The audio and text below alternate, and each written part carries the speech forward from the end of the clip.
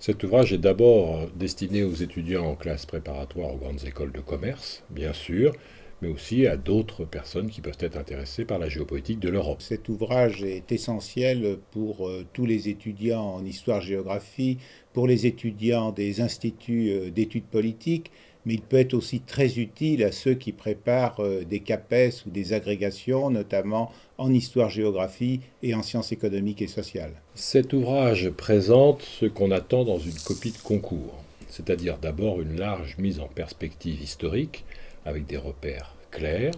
mais aussi des éléments spatialisés avec des cartes précises, et enfin une réflexion sur la puissance qui est attendue dans les copies de concours, la puissance de l'Union européenne, ici avec la question forte des liens entre l'UE et l'OTAN.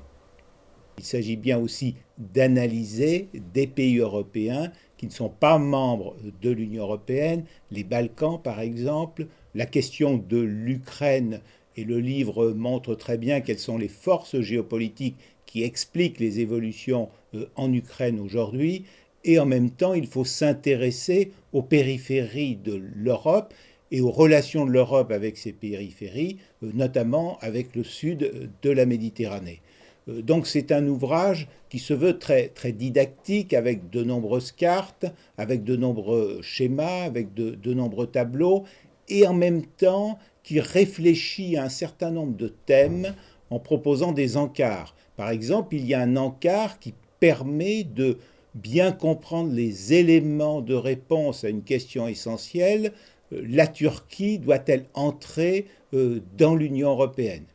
Et en même temps, nous avons donc un ouvrage qui est très à jour par rapport aux évolutions géopolitiques les plus récentes, tout en les mettant en perspective dans une histoire qui est parfois de longue durée. Cet ouvrage comporte un certain nombre de chronologies qui permet à l'étudiant de bien assimiler tous les paramètres géopolitiques de connaissance de l'Europe. Il faut d'abord voir les fondamentaux,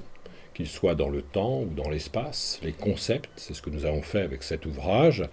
mettre en fiche les ouvrages, s'entraîner avec les sujets de colle, lire l'actualité. Vous trouverez aussi sur le site DiploWeb que je dirige des informations complémentaires, sur le compte Twitter, twitter.com/diploweb, tous les jours, 4 informations spécialement pour vous.